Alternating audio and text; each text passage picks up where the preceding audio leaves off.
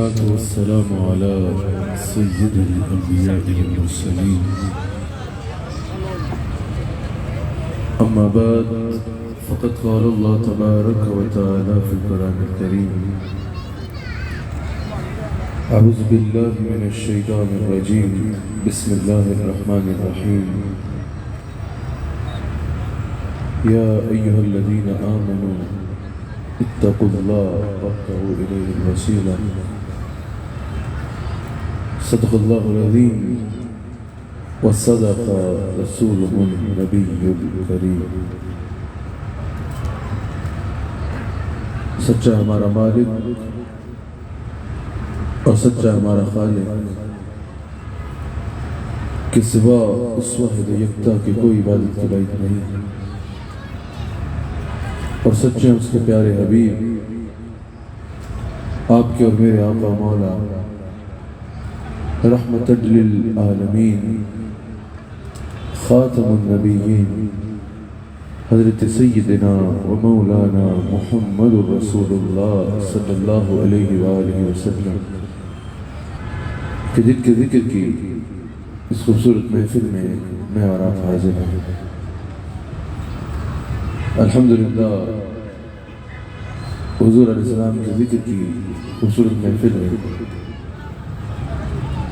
حضرت امام علی الحق رحمت اللہ تعالی علیہ کا مزار مبارک ہے. یہاں پر تشریف فرما حاضرین اور پوری دنیا میں AIY ٹی وی پہ سننے والے ناظرین زیارت کر رہے ہیں. الحمدللہ ہمارے مرشد کریم صدارت فرما رہے ہیں. حافظ الحدیث رحمت اللہ تعالی علیہ کے جانشین، یقیناً حافظ حدیث رحمت اللہ تعالی علیہ حضرت نے نہ صرف اس شہر میں بلکہ پورے ملک پوری دنیا میں علماء کرام نے آپ سے علم دین حاصل کیا، اور یقیناً آپ کا فیضان اس وقت پوری دنیا میں تقسیم ہو رہا ہے. آپ کے جانشین حضرت صاحبزادہ حامد رضا صاحب مدد اللہ العالی تشریف فرما ہے.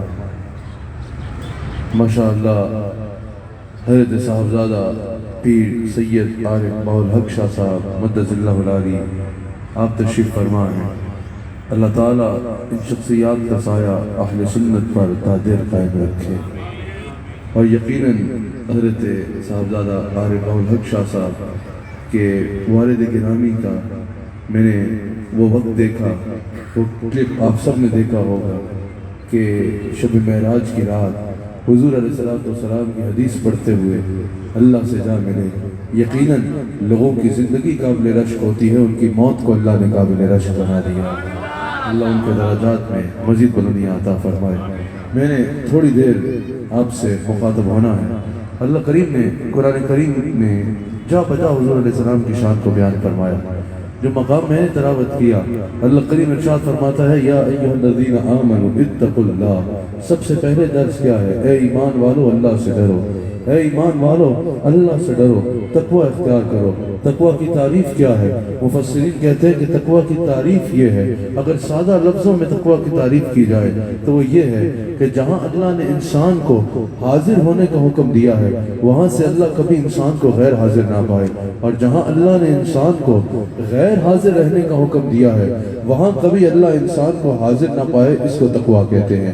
یعنی جس کام کا اللہ نے حکم دیا انسان اس کا پابندی سے اس پہ عمل کرے، اور جس چیز سے اللہ تعالیٰ نے اور اس کے رسول صلی اللہ علیہ وآلہ وسلم نے روک دیا انسان اس سے رک جائے. اس کو تقوی کہتے ہیں. یا ایھا الذین آمنوا اتقوا اللہ، اے ایمان والو اللہ سے ڈرو، تقوی اختیار کرو. یہاں پر حضور علیہ السلام کی شان بیان کرنے سے پہلے اگر حضور کی ہی تعلیمات اور قرآن کی اس آیت کا ترجمہ کرتے ہوئے ہم سب ایک بار ذرا غور و فکر کریں، اپنے حالات پہ فکر کریں، اپنی حالات پہ توجہ دیں. اگر ہم میں سے کسی سے بھی کہا جائے کہ کیا تم اللہ سے ڈرتے ہو، کیا تم اللہ سے خوف کرتے ہو، تو یقیناً ہم سب کا جواب ہوگا کہ ہاں ہم اللہ سے ڈرتے ہیں، اللہ کا خوف ہمارے دل میں ہے. لیکن اگر ہم اپنے معاملات دیکھیں نا تو معاذ اللہ کی پناہ، اللہ ہمیں معاف فرمائے، معاملات اس سے برعکس ہے. اگر انسان کوئی گناہ کرنے لگتا ہے، انسان آگے بھی دیکھتا ہے، پیچھے بھی دیکھتا ہے، دائیں بھی دیکھتا ہے اور بائیں بھی دیکھتا ہے۔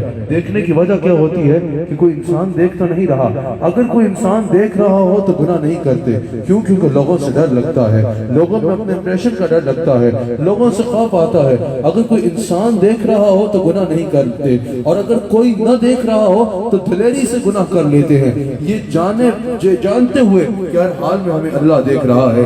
ایک بار بھی اوپر نہیں دیکھتے کہ اللہ تو ہر حال میں دیکھ رہا ہے، ہم یہ جانتے ہیں کہ اللہ ہر حال میں دیکھ رہا ہے، لیکن لوگوں کے سامنے گناہ کرتے ہوئے حیا کرتے ہیں، اللہ کے سامنے گناہ کرتے ہوئے حیا نہیں آتی۔ تو ذرا خود بتائیے، ڈر آپ کو انسانوں سے لگتا ہے یا اللہ سے لگتا ہے؟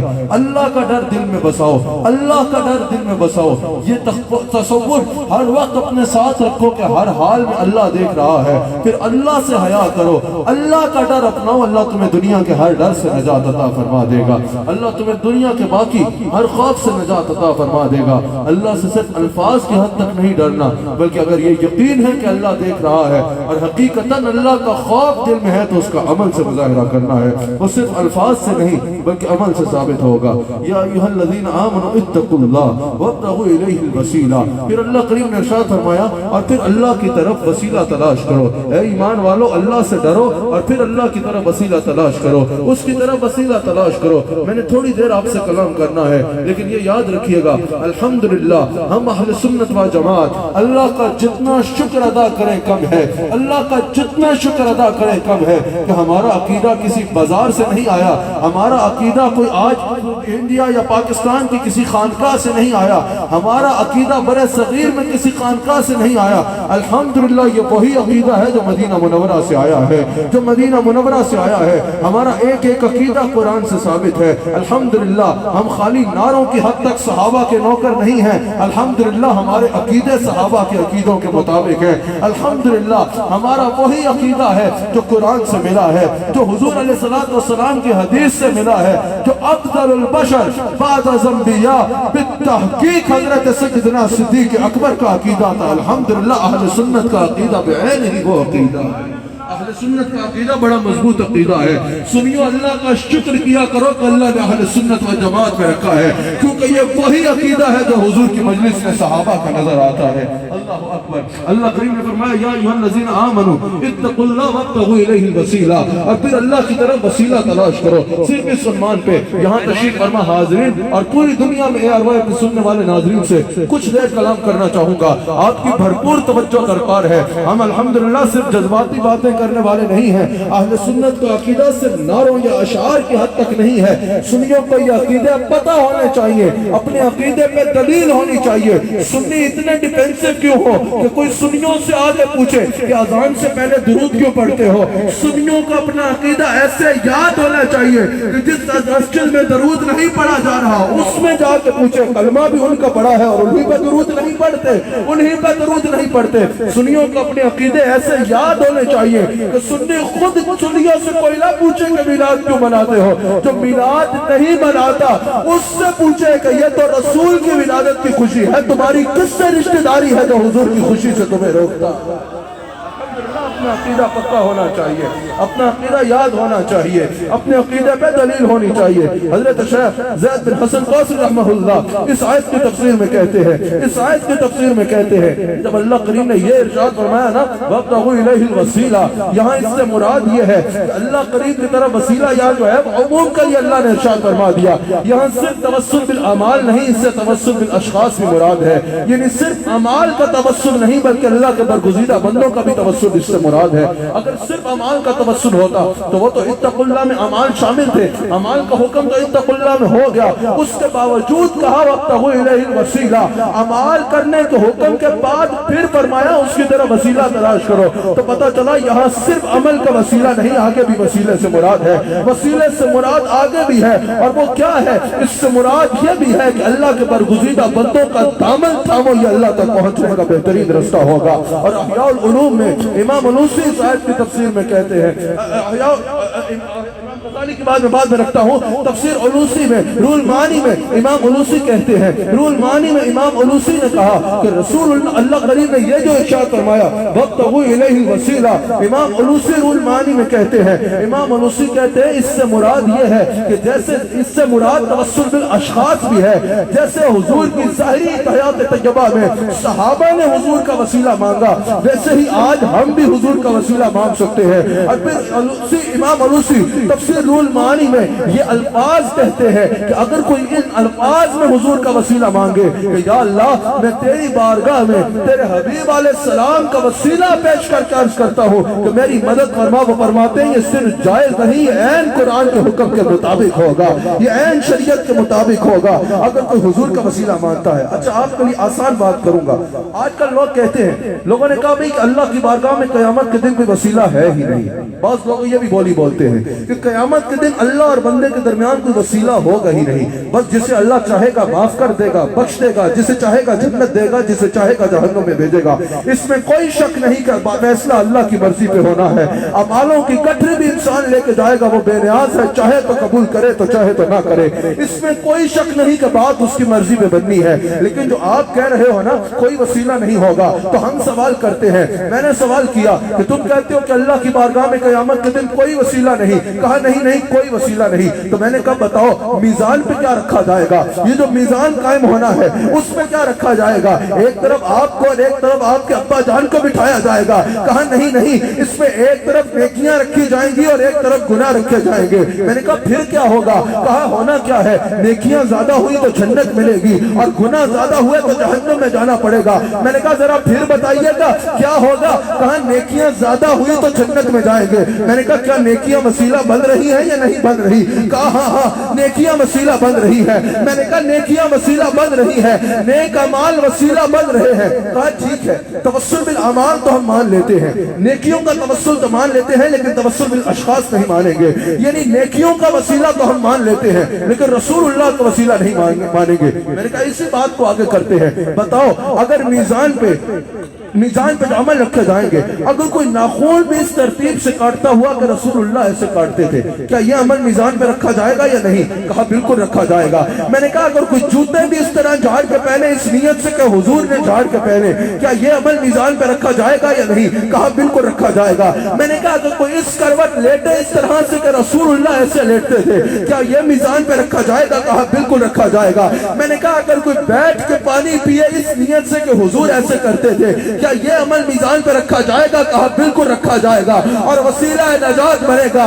मैंने कहा नादान खुद सोचो, जिसकी अदाएं वसीला नजात बन रही है उसकी जात का आलम क्या होगा, जिसकी अदाएं वसीला बन रही है, जिसकी अदाएं वसीला नजात बन रही है उसकी जात का आलम क्या होगा। कहा नहीं हम तवस्सुल बिल अमाल नहीं मानते। हज़रत ज़ियाउद्दीन मदनी रहमतुल्लाह खुतबे मदीना, हज़रत ज़ियाउद्दीन मदनी रहमतुल्लाह अलैह के पास एक शख्स हाजिर हुआ, उसने कहा कि मैं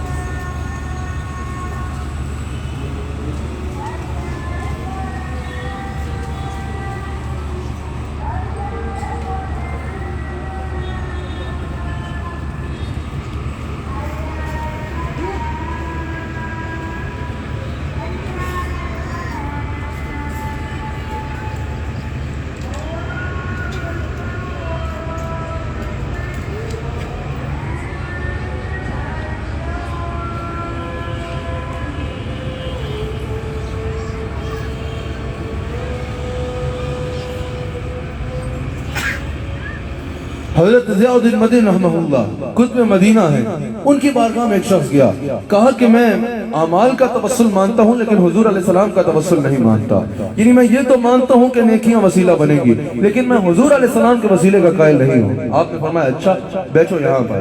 آپ نے اس سے سوال فرمایا، حضرت ضیاءالدین مدنی نے پوچھا کہ بتاؤ کہ تمہاری زندگی میں کوئی ایک بھی ایسی نماز ہے جس میں تم قسم اٹھا سکو کہ یہ قبول ہے؟ کہا نہیں۔ کہا کوئی بھی ایسا روزہ ہے جس میں تم قسم اٹھا کے کہہ سکو کہ یہ روزہ قبول ہو چکا ہے یا مقبول ہے؟ کہا نہیں۔ کہا کوئی بھی حج ایسا ہے جس میں تم قسم اٹھا کے کہہ سکو کہ یہ اللہ کی بارگاہ میں قبول ہو چکا ہے؟ کہا نہیں، کوئی حج ایسا نہیں ہے، کوئی نماز ایسی نہیں ہے، کوئی روزہ ایسا نہیں ہے جس میں میں قسم اٹھا کے کہہ سکوں کہ یہ اللہ کی بارگاہ میں قبول ہے۔ ہم نے عمل کیا، اس کی شان ہے، وہ چاہے تو قبول کرے چاہے تو نہ کرے۔ حضرت ضیاءالدین مدنی نے کہا بتا دو کوئی تمہارے پاس ایسا عمل ہے جس میں تم قسم اٹھا کے کہہ سکو کہ یہ قبول ہے؟ کہا نہیں۔ آپ نے فرمایا بتاؤ حضور کی ذات کی مقبولیت میں کوئی شک ہے؟ کہا ان کی ذات کی مقبولیت کا شک تو انسان کو کافر کر دیتا ہے، ان کی ذات کی مقبولیت میں کوئی شک نہیں۔ آپ نے فرمایا نادان، اس کا وسیلہ تو اپنا رہے ہو جس کی مقبولیت میں شک ہے، اور اس کے وسیلے سے بھاگ رہے ہو جس کی مقبولیت میں شک انسان کو کافر کر دیتا ہے۔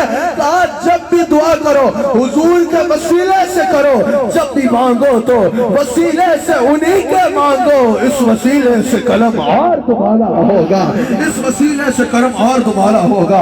امام اہل سنت حضرت امام احمد رضا خان بریلوی رحمت اللہ تعالی علیہ، اعلیٰ حضرت نے رسالہ لکھا وسیلہ مصطفیٰ پہ، اور سب سے پہلے یہ آیت اپنے مقدمے میں لکھی، یا ایھا الذین آمنوا اتقوا اللہ وابتغوا الیہ الوسیلہ۔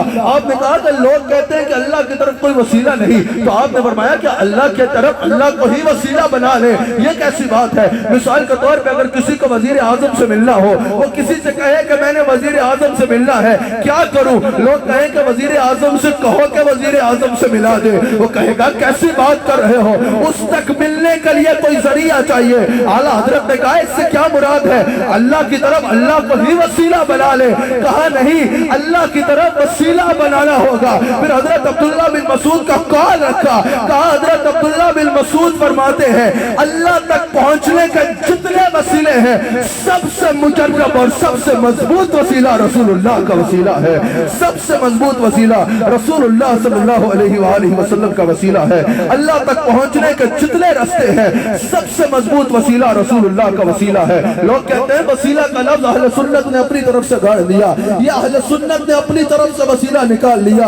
اہل سنت نے وسیلے کا لفظ دریافت نہیں کیا، بلکہ یہ وسیلے کا لفظ تو قرآن میں آیا ہے۔ اللہ نے فرمایا ہے وابتغوا الیہ الوسیلہ، اللہ کی طرف وسیلہ تلاش کرو۔ کہتے ہیں وسیلے میں کچھ نہیں ہے، پوچھو یوسف علیہ السلام سے، قرآن میں اللہ نے تفصیل سے بیان کیا ہے۔ جب حضرت یوسف علیہ السلام کے بھائیوں نے ان کو بتایا کہ حضرت یعقوب علیہ السلام کی آپ کی یاد میں رو رو کے بینائی چلی گئی ہے، آنکھوں کا نور بینائی چلی گئی ہے، آنکھیں نابینا ہو چکی ہیں، اس وقت چاہیے تو یہ تھا کہ حضرت یوسف علیہ السلام ہاتھ اٹھاتے اور دعا کرتے یا اللہ میرے والد حضرت یعقوب علیہ السلام کو شفا عطا فرما دے۔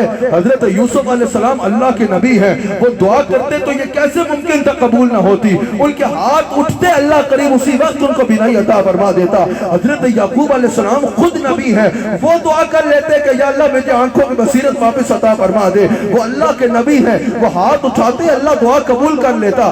آپ یہی طریقہ بتاتے ہیں نا، آپ کے نزدیک بس یہی طریقہ ہے نا کہ وسیلہ کچھ نہیں، دعا کرو اور مانگ لو، وسیلہ نہ اپناؤ۔ تو اگر صرف یہ طریقہ ہوتا حضرت یوسف علیہ السلام ہاتھ اٹھاتے دعا کرتے اور ان کی دعا سے حضرت یعقوب کو بینائی مل جاتی، لیکن قرآن میں موجود ہے انہوں نے ایسا نہ کیا۔ انہوں نے کیا کیا؟ اپنی قمیض اپنے بھائیوں کو عطا کی کہ جاؤ یہ میرے والد کے آنکھوں پہ لگانا، جیسے ہی آنکھوں پہ لگے گی اللہ اس قمیض کے وسیلے سے انہیں شفا عطا کر دے گا۔ اور پھر قرآن میں موجود ہے ایسا ہی ہوا، بھائیوں نے ان کی قمیض لی، حضرت یعقوب علیہ السلام کے پاس گئے، یعقوب علیہ السلام کے چہرے پہ قمیض کا لگنا تھا کہ اللہ نے اس قمیض کے وسیلے سے قرآن میں موجود ہے کہ اس قمیض کا لگنا تھا، اللہ نے اس قمیض کے وسیلے سے ان کو شفا عطا فرما دی۔ اگر قمیض کا وسیلہ نہ ہوتا پھر تو دعا تھی نا، اس قمیض پہ کوئی دوائیاں تو نہیں لگی تھی، اس قمیض کے وسیلے سے اللہ نے یعقوب علیہ السلام کو شفا عطا کر دی، آنکھوں کی بینائی واپس عطا کر دی۔ تم کہتے ہو کہ وسیلہ نہیں ہے، یاد رکھنا جو وسیلے کا انکار کر رہا ہے وہ جہاں قرآن کی نصوص سے قطعیہ کا انکار کر رہا ہے وہاں اللہ کے दो नबियों की सुन्नत का सराहतन इनकार कर रहा है। जो वसीले का इनकार कर रहा है वो अल्लाह के दो नबियों की सुन्नत का सराहतन इनकार कर रहा है। और याद रखना, हुजूर अलैहिस्सलाम का वसीला अल्लाह तक पहुंचने के लिए सबसे बेहतरीन वसीला है, सबसे बेहतरीन वसीला है। अल्लाह अकबर। तुम कहते हो कि आज रसूल का वसीला मांगा जाए या ना मांगा जाए, तुम्हें आज रसूल का वसीला समझ नहीं आती। याद रखना, मैंने आखिरी अपनी गुफ्तगू की थोड़ी देर में आपके आगे अर्ज करना है कि रसूलुल्लाह का वसीला सिर्फ आज नहीं मांगा गया। हुजूर अलैहिस्सलाम के मिलाद से पहले भी उम्मतें हुजूर का वसीला मांगती थी, ये कुरान से साबित है। फिर हुजूर के मिलाद से पहले अंबिया हुजूर का वसीला मांगते थे। फिर हुजूर के मिलाद के बाद हुजूर के ऐलान नबूवत से पहले भी हुजूर का वसीला मांगा गया। बुखारी शाहिद है, मैं अर्ज करता हूँ। फिर हुजूर की ज़ाहिरी हयात तजर्बा में सहाबा हुजूर का वसीला मांगते और हुजूर ने खुद यह दुआ करना सिखाया। और आज भी सिर्फ जायज नहीं बल्कि कुरान का हुक्म है कि रब को राजी करना है तो रसूल के वसीले के बगैर मुमकिन ही नहीं है। रसूलुल्लाह के वसीले के बगैर मुमकिन ही नहीं है। सबसे पहले अल्लाह अकबर, इमाम हाकिम ने नकल किया, इमाम बहकी ने नकल किया, इब्न कसीर ने नकल किया, इमाम सयूती ने नकल किया और इब्न तैमिया ने भी इसको नकल करने के बाद इस पर जरा नहीं की, यानी इसको मकबूल माना, इस पर जरा नहीं की। अल्लामा इब्न तैमिया जो गैर मुक़ल्लिदों का इमाम है वो भी नकल करता है। बात क्या है? हज़रत उमर रावी है, हुज़ूर अलैहिस्सलातु वस्सलाम कि वसीला कितना मजबूत है। यहाँ से सुनो, जब वो मामला हुआ ना, उसके सबब आदम अलैहिस्सलाम जमीन पे तशरीफ लाए। आदम अलैहिस्सलाम जमीन पे आए, सैकड़ों साल अर्ज करते हैं या अल्लाह राजी हो जा, लेकिन वहां से पैगाम रजा ना आया। एक दिन हजरत आदम अलैहिस्सलाम ने दुआ की और दुआ की कि या अल्लाह मुझे मेरी तौबा को कबूल फरमा दे अपने हबीब मोहम्मद रसूलुल्लाह सल्लल्लाहु अलैहि वसल्लम के सदके। हुजूर अलैहिस्सलातु वस्सलाम का सदका मेरी तौबा को कबूल फरमा ले, मेरी तौबा को कबूल फरमा ले। ये अर्ज करना था, लम्हे में पैगाम रजा आ गया। उसी वक्त अल्लाह ने उनकी तौबा को कबूल फरमाया और कहा कि अगर वो ना होते तो तुम्हें भी ना बनाता, वो ना होते तो तुम्हें भी ना बनाता। दीगर मुहद्दिसीन ने तो नकल किया ही किया, इसको गैर मुक़ल्लिदों के इमाम इब्न तैमिया ने भी नकल किया। तो हुजूर का वसीला मांगा हजरत आदम अलैहिस्सलाम ने, हुजूर के हक से दुआ मांगी, अल्लाह ताला ने फौरन पैगाम रजा दे दिया और हजरत आदम अलैहिस्सलाम की तौबा को कबूल फरमा लिया। मैं सवाल करना चाहता हूँ, सैकड़ों साल के बाद ये वसीला क्यों मांगा? पहले रोज ही ये वसीला मांग लेते, पहले रोज ही तौबा कबूल हो जाती। इसमें हिकमत थी। अल्लाह क़यामत तक आने वाली औलाद आदम को बताना चाहता था, जब हमारे सच्चे नबी की बात रसूलुल्लाह के वसीले से कबूल हुई तो आज तुम किस बात की मूली हो कि कहते हो कि रसूल को छोड़ के अल्लाह से मिलेंगे? सुन लो, अगर अल्लाह मिलेगा तो दामन मुस्तफा थाम के मिलेगा। मिलेगा तो रसूलुल्लाह के वसीले के बगैर मुमकिन नहीं है। कहा नहीं हम डायरेक्ट बातें करेंगे। मैंने कहा ठीक है, आप डायरेक्ट बातें करते हो, जरा ये बताओ कि अल्लाह ने कभी आपसे डायरेक्ट बात की? आप कहते हो अल्लाह ने कुरान में ये फरमाया, अल्लाह ने कुरान में ये फरमाया। क्या अल्लाह ने आपको बराह रास्त फरमाया? कहा नहीं, अल्लाह ने रसूल से कहा, रसूल ने हमें फरमाया। मैंने कहा आप अल्लाह के इतने फरमान सामने रखते हो, हदीस कुदसी भी बयान कर रहे हो, क्या अल्लाह ने आपके बराह रास्त बात की है? कहा नहीं नहीं, अल्लाह ने रसूल से कहा, रसूल ने हमसे कहा। मैंने कहा कि तुम कह रहे हो अल्लाह से डायरेक्ट बात करूंगा, बताओ कभी अल्लाह ने तुमसे डायरेक्ट बात की है? कहा नहीं नहीं, अल्लाह रसूल से बात करता है और रसूल हम तक पहुंचाता है। मैंने कहा नादान, जब वो अल्लाह होके रसूल के जरिए के बगैर तुझसे बात नहीं कर रहा तो तू बंदा होके रसूल के वसीले के बगैर उस तक कैसे पहुंच सकता है? लोग कहते हैं हमको खुदा चाहिए, हम भी कहते हैं हाँ खुदा चाहिए। मुल्ला जी, खुदा तक पहुंचने का सीना तो हो, हाथ में दामन मुस्तफा चाहिए।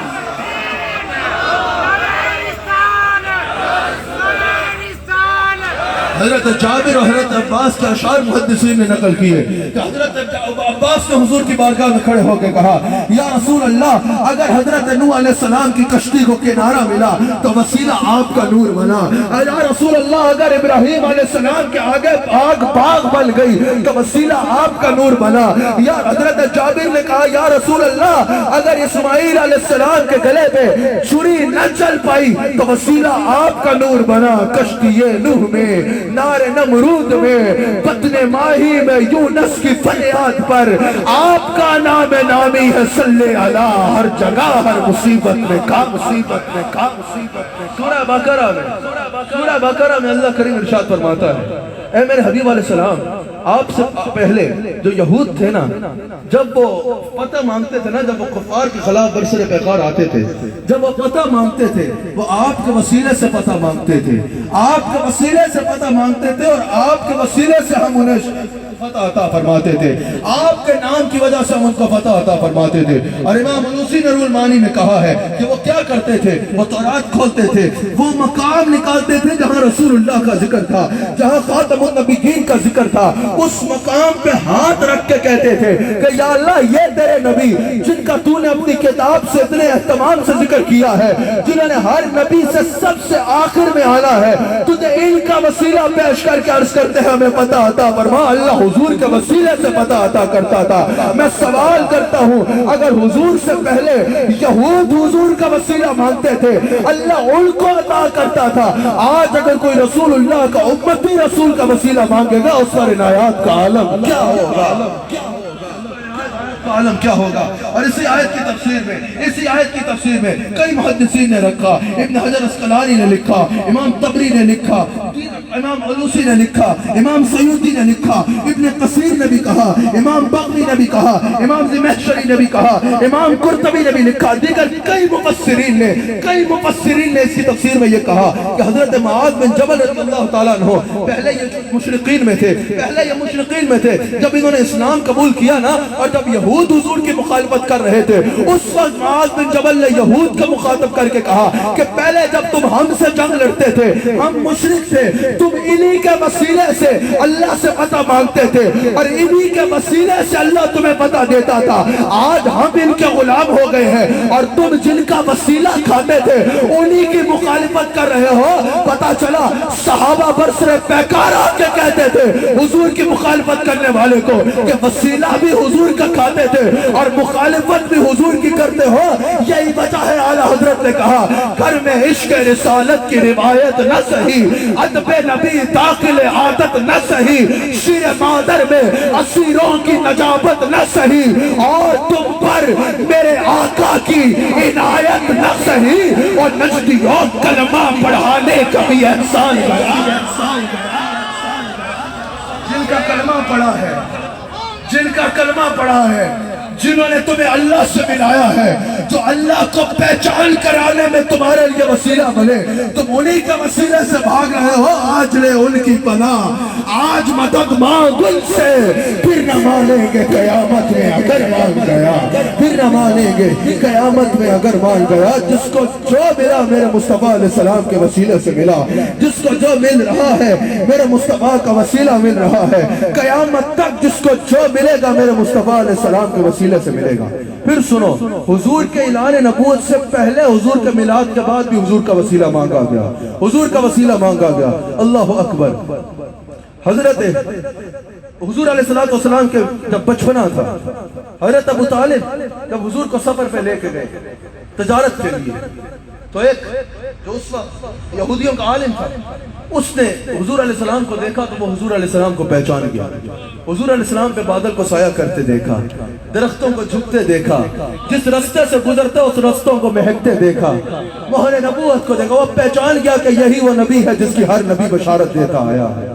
اس نے حضرت ابو طالب کو اشارتاً بتا دیا کہ ان کا خیال کرنا، کیونکہ وہ جانتا تھا کہ جو دیگر یہود ہیں ان سے یہ برداشت نہیں ہوگا، ان کے جو عزائم ہوں گے ان سے آغاز تھا۔ اس نے کہا ان کا خیال کرنا۔ حضرت ابو طالب بھی پہچان گیا۔ واپس مکہ ہے تو مکہ میں قید سالی ہوگی۔ اس وقت حضور کی ظاہری عمر مبارک، ویسے تو حضور تب سے ہیں جب حضرت آدم کا جسم مٹی اور پانی میں تھا، حضور کی ظاہری جو عمر مبارک ہے لباس بشریت تھی وہ بچپنا تھا۔ مکہ میں قید سالی ہوگی۔ امام قسطلانی نے بھی نقل کیا ہے اور ابن عساکر نے بھی نقل کیا ہے، مکہ میں قید سالی ہوگی۔ حضرت ابو طالب نے کیا کیا؟ حضور کو لے کے گئے اور دیوار کعبہ سے لگا دیا اور ہاتھ اٹھائے اور کہا یا اللہ اس سونے چہرے والے جوان کے صدقے بارش نازل فرما دے۔ اسی وقت بحران رحمت کا مکہ میں نزول ہو گیا۔ پھر جب حضور کی عمر 45 برس ہوئی نا، ظاہری عمر مبارک، یعنی اعلان نبوت کے 5 سال بعد جب حضور کی عمر مبارک 45 برس ہوئی، امام بخاری نقل کرتے ہیں، تو اس وقت حضرت ابو طالب نے حضور کی شان میں اشعار کہے، اور ان کا ترجمہ یہ ہے کہ یہ روشن چہرے والی شخصیت، جن کے وسیلے سے بارش مانگی جاتی ہے، یہ جو یتیموں کے ملجا ہے اور بیواؤں کے فریاد رس ہے۔ حضرت عبداللہ بن عمر کہتے ہیں، بخاری میں موجود ہے کہ جب بھی حضور بارش کر کے دعا کرتے اور بارش برستی، یا بخاری میں موجود ہے، حضرت عبداللہ بن عمر کہتے ہیں مجھے حضرت ابو طالب کے وہ اشعار یاد آتے جن میں انہوں نے حضور کے وسیلے کا ذکر کیا تھا۔ اور حضرت عبداللہ بن دینار کہتے ہیں، یہ بھی بخاری میں موجود ہے کہ اکثر حضرت عبداللہ بن عمر یہ اشعار پڑھا کرتے حضرت ابو طالب کے، جن میں حضور کے وسیلے کا ذکر تھا، اور جو حضور کے وسیلے پہ حضرت ابو طالب نے حضور کی شان میں کہے۔ پتہ چلا حضور کی ولادت سے بعد حضور کے اعلان نبوت سے پہلے بھی وسیلہ مانگا جاتا تھا، پھر بعد میں ہی تو سکہ چلتا ہی مصطفیٰ کا ہے، بعد میں تو حضور کے وسیلے کا اگر سب سے پہلا فائدہ دیکھنا چاہو تو اللہ قرآن میں بیان فرماتا ہے، وَمَا قَانَ اللَّهُ لِيُعَذِّبَهُمْ وَأَنْتَ فِيهِمْ۔ اے میرے حبیب علیہ السلام، جب حضور علیہ السلام نے اعلان نبوت فرمایا نا، کفار مکہ نے مخالفت کی حد کر ڈالی۔ اس وقت مفسرین لکھتے ہیں کہ ابو جہل نے جا کے کعبے کا غلاف پکڑ لیا اور کہا کہ اگر ہم جھوٹے ہیں تو ہم پہ عذاب نازل ہو۔ اللہ نے قرآن نازل فرمایا، اللہ نے فرمایا اگر مصطفیٰ نہ ہوتے نا تو تمہیں لگ پتا جاتا، لیکن بات یہ ہے کہ رسول اللہ کو بھیج چکا ہوں، رحمت للعالمین بنا کے مصطفیٰ کو بھیج چکا ہوں۔ اب یہ ہماری شان کے شایع نہیں ہے کہ مصطفیٰ کو بھیجے اور پھر عذاب بھی بھیجے۔ کہا وما قال اللہ ليعذبهم انت فيهم، یہ ہماری شان کے شایع ہی نہیں ہے کہ مصطفیٰ جلوہ گر ہو اور پھر ہمارا عذاب دنیا پہ آ جائے۔ پہلی قومیں اگر نافرمانی کرتی تو ان پہ عذاب آ جاتا، آج اگر ہر نافرمانی کے باوجود ہم پہ عذاب نہیں آ رہا تو کیا اس وجہ سے کہ دنیا پہ کعبہ ہے؟ ہرگز نہیں۔ کیا اس وجہ سے کہ صفا مروہ ہے؟ ہرگز نہیں۔ کیا اس وجہ سے کہ مقام ابراہیم یہاں ہے؟ ہرگز نہیں۔ کیا اس وجہ سے کہ بڑی بڑی درگاہیں اور بڑے بڑے پیر ہیں؟ ہرگز نہیں۔ کیا اس وجہ سے کہ بڑے بڑے علماء ہیں؟ ہرگز نہیں۔ آج اگر دنیا بچی ہے عذاب سے تو قرآن بتا رہا ہے کوئی اور وجہ نہیں، یہ وسیلہ ہے میرے مصطفیٰ، یہ وسیلہ ہے میرے مصطفیٰ۔ اچھا، اس کے بعد اللہ نے کیا فرمایا؟ اے میرے حبیب علیہ السلام، اگر آپ موجود ہوں تو پھر عذاب نہیں دوں گا، اور اگر یہ عبادت بھی کر رہے ہو تب بھی عذاب نہیں دوں گا۔ اب علماء تشریف فرما ہے، ظاہری عقل میں تو یہ آتا ہے کہ پہلے ہونا چاہیے تھا کہ اگر استغفار کر رہے ہوں گے پھر عذاب نہیں دوں گا، اور کیونکہ استغفار عبادت ہے، استغفار کر رہے ہوں گے پھر عذاب نہیں دوں گا، اور اگر آپ موجود ہوں گے تب بھی عذاب نہیں دوں گا۔ لیکن جو بات دوسری نمبر پہ آئے نا، وہ ثانوی حیثیت رکھتی ہے، اولاً و ثانیاً، وہ سیکنڈری حیثیت رکھتی ہے۔ اللہ نے پہلے کہا آپ ہوں گے تو عذاب نہیں دوں گا، پھر کہا استغفار کریں گے تو عذاب نہیں دوں گا۔ اللہ واضح کر رہا ہے استغفار کی بڑی فضیلت ہے، تسبیحات کی بڑی فضیلت ہے، نمازوں کی بڑی فضیلت ہے، عبادات کی بڑی فضیلت ہے، لیکن ہر عبادت سے مقدم وجود مصطفیٰ، وجود مصطفیٰ علیہ السلام ہے۔ کہا اگر بچے ہو تو صرف سجدوں کی وجہ سے نہیں، وجود مصطفیٰ کی وجہ سے بچے ہو۔ اچھا، پھر اللہ کریم فرماتا ہے حضور علیہ السلام کے وسیلے کی بہت بڑی دلیل امام تقی الدین سبکی کے نزدیک بھی، امام مالک کے نزدیک بھی، امام قسطلانی کے نزدیک بھی، وسیلہ مصطفیٰ کی یہ سب سے بڑی دلیل ہے، یہ سب سے بڑی دلیل ہے۔ اور وہ کیا ہے؟ وَلَوْ أَنَّهُمْ إِذْ ظَلَمُوا أَنفُسَهُمْ جَاءُوكَ فَاسْتَغْفَرُوا اللَّهَ وَاسْتَغْفَرَ لَهُمُ الرَّسُولُ لَوَجَدُوا اللَّهَ تَوَّابًا رَحِيمًا۔ کہ جب بھی اپنی جانوں پہ ظلم کر بیٹھو نا، میرے حبیب کی بارگاہ میں حاضر ہو جاؤ، وہاں جا کے مجھ سے معافی مانگو۔ پہنچ بھی گئے، معافی مانگ بھی لی۔ کچھ لوگ کہہ رہے ہیں میں 40 نمازیں پوری کرو، توبہ توبہ کرو پھر جاؤ۔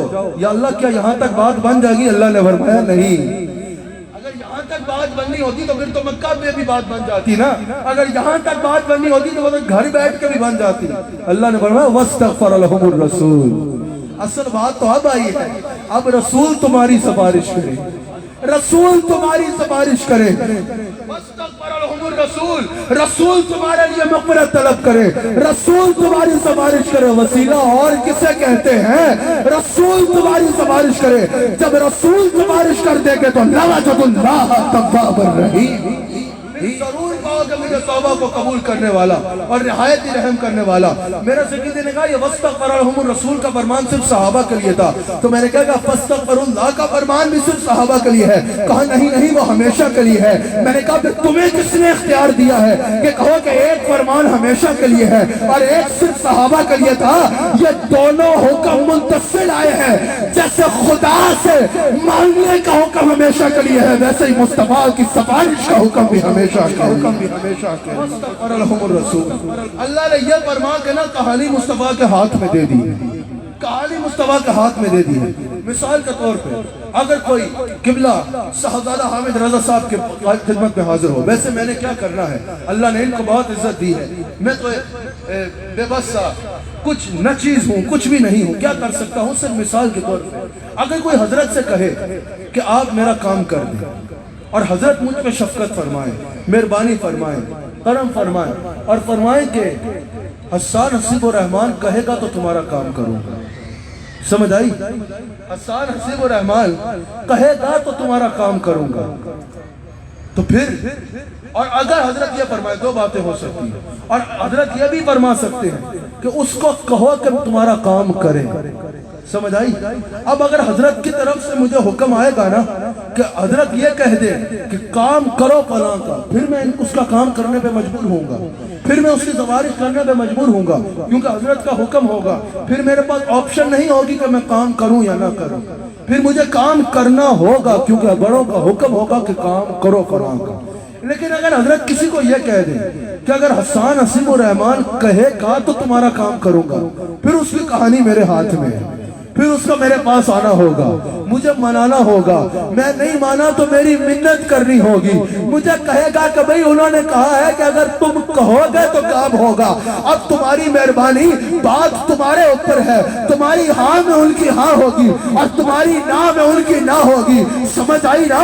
फिर कहानी मेरे हाथ में होगी। अल्लाह अगर ये कहता ना मेरे हबीब जो आए उसकी सिफारिश करो, फिर रसूल का मंगता बनने की जरूरत नहीं थी, फिर बस बंदा मदीना शरीफ जाता, अल्लाह का हुक्म होता, रसूलुल्लाह पाबंद होते काम करने के लिए, वसीला या तरले करने की जरूरत न पड़ती, बंदा मदीना शरीफ से होके आ जाता, काम हो जाता। अल्लाह ने हमें फरमाया अगर रसूल कहेंगे तो तुम्हारा काम करूंगा। रसूल रसूल कहेंगे तो काम होगा। अब पता चला कहानी रसूल के हाथ में है। अब मदीने में पीर बन के नहीं, राजा बन के नहीं, मुफ्ती बन के नहीं, चौधरी बन के नहीं, मदीने का कुत्ता बन के जाना होगा। रसूल के कदमों पे पड़ना होगा, रसूल के आगे चोली को पहनाना होगा, रसूल के आगे भीख मांगनी होगी। अगर रसूल ने हाँ कह दी तो खुदा की तरफ से भी हाँ होगी, और अगर रसूल ने ना कह दी तो खुदा की तरफ से भी ना, तरफ से भी ना, तरफ से भी ना। इसीलिए तो हमारे शेख फरमा रहे हैं कि इमाम अहले सुन्नत आला हजरत ने कहा है कि खुदा खुदा कहीं है नहीं और कोई अब बैठे हैं या जा चुके हैं? बखुदा बखुदा खुदा कहीं है नहीं और कोई जो वहाँ से हो यही आके हो, जो वहाँ से हो यही आके हो, जो यहाँ नहीं वो वहाँ नहीं। मैं सिर्फ दो हदीस सुनानी है और बात को खत्म करना है। उससे पहले इसी आयत में एक और बात सुन ली। एक और हमारे शेख कह रहे हैं जब वसीले से आए हो रही है बात तो फिर हुजूर से अर्ज भी करो। आपके कदमों में आला। अब یہ میں مدینہ شریف جانے کی بات کر رہا ہوں. کسی کو سیالکوٹ سے زیادہ پیار ہے تو وہ یہی چپ بیٹھا رہے, ورنہ میرے ساتھ پڑھو. لوگ کہتے ہیں ہم نہیں کہیں گے کہ آپ پڑھو, اور پھر یہاں گڈیریاں بیچنے آئے ہیں. یہی کہنے آئے ہیں جو نہیں پڑھتا اس کے آگے ثابت کرے اور کہے کیوں نہیں رہتے مصطفیٰ کا نام. ذرا میرے ساتھ سب کہو کہ آپ کے قدموں میں آنا میرا کام تھا, آپ کے قدموں میں آنا میرا کام تھا, آپ کے قدموں میں آنا میرا کام تھا, میری بگڑی بنانا آپ کا کام ہے, میری آنکھوں کو ہے دید کی آرزو, رخ سے پردہ ہٹانا آپ کا کام ہے.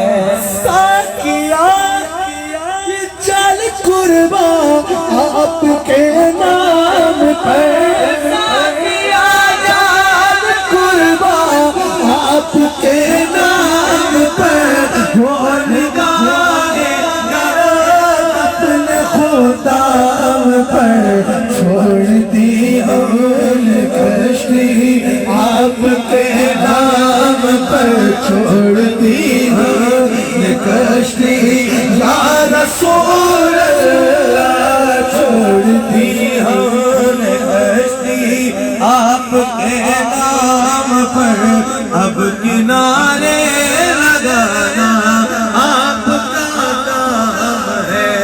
میرے دل میں فقط آپ کا راج ہے, ذہن آگے تصور کا محتاج ہے, ایک نگاہ کرم ہی میری علاج ہے, ایک نگاہ کرم یا رسول اللہ, ایک نگاہ کرم تاجدار حرم, ایک نگاہ کرم, ایک نگاہ کرم, ایک نگاہ کرم یا رسول اللہ, ایک نگاہ کرم تاجدار حرم, ایک نگاہ کرم ہی میری لاج ہے, لاج میری نبھانا آپ کا کام ہے. میں خود آج اشعار کم رکھ رہا ہوں, اپنے شیخ کے حکم میں بات کی, چند منٹ رہ گئے میری گفتگو کے, خود میں نے اشعار کم رکھے کہ الحمدللہ اہل سنت کے پاس اشعار بھی ہیں اور اپنے عقیدے پہ دلائل بھی یاد ہونے چاہیے. اس آیت میں ایک اور بات کرتا چلوں, موضوع تھوڑی سی آیت ہے لیکن میرے ذہن میں آگے میں کرنا چاہتا ہوں. مفسرین نے یہاں دو آیتوں کو جوڑ کے حضور کی شان میں کمال کا نقطہ دیا. اگر ہم سورہ اذا جاء نصر اللہ الفتح پڑھیں, اذا جاء نصر اللہ والفتح ورأيت الناس يدخلون في دين الله أفواجا فسبح بحمد ربك واستغفر إنه كان توابا. اور اگر ہم یہ آیت پڑھیں جو میں پڑھ رہا ہوں, واستغفر لهم الرسول, واستغفر لهم الرسول, وہاں کیا تھا؟ فسبح بحمد ربك واستغفر إنه كان توابا. یہاں کیا ہے؟ واستغفر لهم الرسول لوجدوا اللہ, لوجدوا اللہ توابا رحیما. ترجمہ کیا ہے؟ اگر وہ تسبیح کرے, فسبح بحمد ربک واستغفر, اگر تسبیح کرو گے, اگر تسبیح کرے تو کیا ہوگا؟ انہ کان توابا, بے شک میں معاف کرنے والا ہوں, بے شک میں توبہ کو قبول کرنے والا ہوں. اگر تسبیح کریں گے تو بے شک میں توبہ کو قبول کرنے والا ہوں. ایک اجر لگا کیا؟ بے شک توبہ قبول کرنے والا ہوں. اور واستغفر لهم الرسول, اگر رسول کے پاس جائیں گے تو لوجد اللہ توابا رحیما, پھر مجھے تواب بھی پائیں گے اور رحیم بھی پائیں گے. فوراً حبیب کی بارگاہ میں اجر ڈبل ہو گیا. ایک تو اجر فوراً ڈبل ہو گیا, فوراً اجر ڈبل ہو گیا. اور پھر جو اصل بات ہے, کہا فسبح بحمد ربک واستغفر, اگر تسبیح کریں گے تو کیا ہوگا؟ انہ کان توابا، بے شک بخشنے والا ہوں، وعدہ نہیں کیا کہ بخشوں گا، کہا بے شک بخشنے والا ہوں، بے نیاز ہے، چاہے گا تو بخش دے گا، چاہے گا تو نہیں بخشے، بے نیاز ہے، وعدہ نہیں کیا بخشش کا، خالی سجدوں پہ بخشش کا وعدہ نہیں کیا، خالی تسبیح پہ بخشش کا وعدہ نہیں کیا، لیکن جب رسول کے پاس بھیجا کہا وَاسْتَغْفَرَ لَهُمُ الرَّسُولُ، اگر رسول کہے گے تو پھر لام تاکید کے لیے ہے، لَوَجَدُ اللَّهَ تَوَّابًا رَحِيمًا، پھر شک نہیں ہے، پھر ضرور پاؤ کہ مجھے توبہ کو قبول کرنے والا اور نہایت ہی رحم کرنے والا۔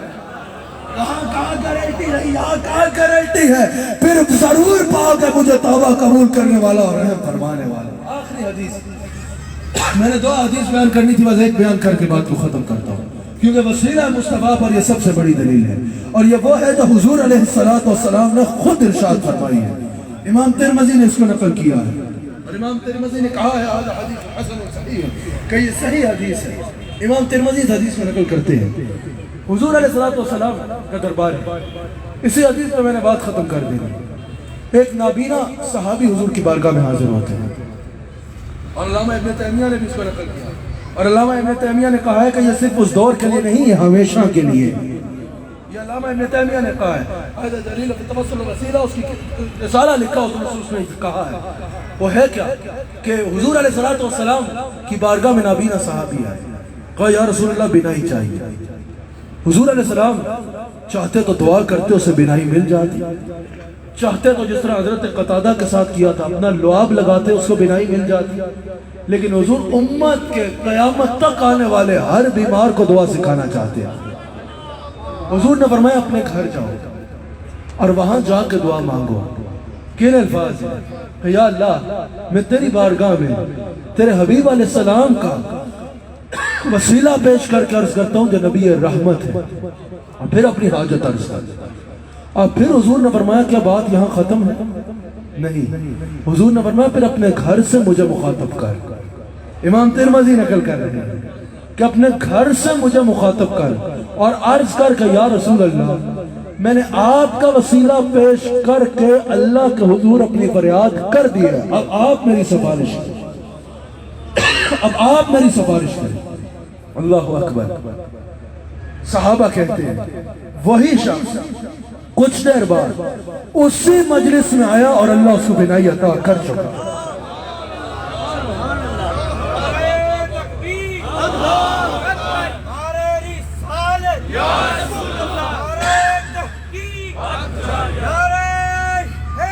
یہ ذریعہ حضور علیہ السلام نے خود ارشاد فرمایا ہے، تو پتہ چلا کہ جب بھی مانگو تو وسیلے سے انہی کے مانگو، اس وسیلے سے کرم اور دوبالا ہوگا۔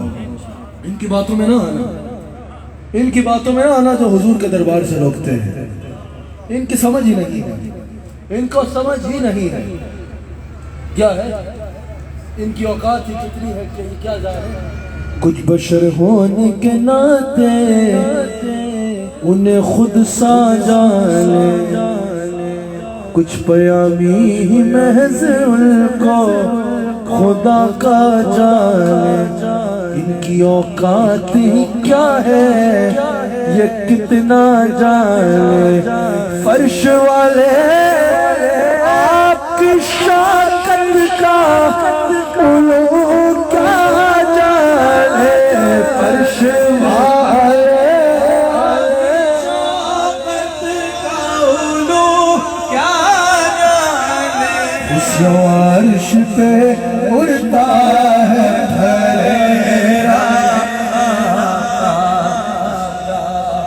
عرش پہ اڑتا ہے، نظر عشاق نبی ہے میرا حرف غریب، منبر بحث پہ لڑتے رہے آپس میں خطیب، یہ عقیدہ ہے میرا اللہ کرے مجھ کو نصیب، میں تو مالک ہی کہوں گا کہ ہو مالک کے حبیب، میں تو مالک ہی کہوں گا کہ ہو مالک کے حبیب، محبوب و محب میں نہیں میرا تیرا، یعنی محبوب و محب میں نہیں میرا تیرا، ادب نبی داخل عادت نہ صحیح، کہتے نا گو ٹو ہیل، ادب نبی داخل عادت نہ صحیح، گھر میں عشق رسالت کی روایت نہ صحیح، شیر مادر میں اسیروں کی نجابت نہ صحیح، اور تم پر میرے آقا کی عنایت نہ صحیح، نجدیوں کلمہ پڑھانے کا بھی احساس، اللہ اس محفل کو اپنی بارگاہ میں قبول فرمائے۔ ملک اشرف صاحب اللہ تعالیٰ آپ کو اجر عظیم عطا فرمائے۔ اشرف صاحب آپ نے محبت سے اس محفل کو سجایا، اللہ تعالیٰ حضور علیہ السلام کا وسیلہ پیش کر کے عرض کرتے ہیں اللہ تعالیٰ آپ کے اوپر اپنا خاص فضل و کرم فرمائے، اللہ تعالیٰ آپ سب پہ اپنی خاص رحمتوں کا نزول فرمائے۔ اگلے 4 روز انشاءاللہ 3 روز سیالکوٹ میں ہی ہیں، مختلف مقامات میں محافل ہوں گی، ضرور شرکت کیجئے۔ 21 مارچ کو انشاءاللہ مراقی وال میں جو مرکزی اجتماع ہوتا ہے ہر سال، پچھلے سال ہوا، انشاءاللہ اس مرتبہ پھر، اللہ اکبر، اس نیچے سے ہٹ جائیے، اس مرتبہ پھر 21 مارچ کو انشاءاللہ حضور علیہ السلام کے ذکر کی عظیم الشان محفل کا انشاءاللہ مراقی وال میں اجتماع ہوگا۔ اب سب آپ اس میں بھی شرکت کریں اور بالخصوص ضروری اعلان سماعت فرما لیں۔ آپ کے علم ہے کہ پچھلے کچھ برس رمضان المبارک میں آنے کی وجہ سے 8 جون کا عرس شریف نہیں ہوا، اس مرتبہ پھر انشاءاللہ 7، 8، 9 جون کو اللہ کی کرم، حضور کی رحمت اور سیدہ کائنات سلام علیہا کا صدقہ 8 جون کو عیدگاہ شریف میں حضرت خواجہ عبد الکریم رحمۃ اللہ علیہ نے خود جو عرس کی بنیاد رکھی، عالمی میلاد کانفرنس کا انشاءاللہ انعقاد ہوگا 7، 8، 9 جون عرس شریف میں شرکت نہ صرف خود یقینی بنائیں بلکہ دیگر حضرات کو بھی اس کی اطلاع کرنا آج سے شروع کر دیجئے۔ 8 جون کو انشاءاللہ مرکزی مجلس کا انعقاد ہوگا۔ اللہ تعالی ہم سب کو حضور علیہ السلام کا نمک حلال اور وفادار رکھے۔ عصر کی نماز کا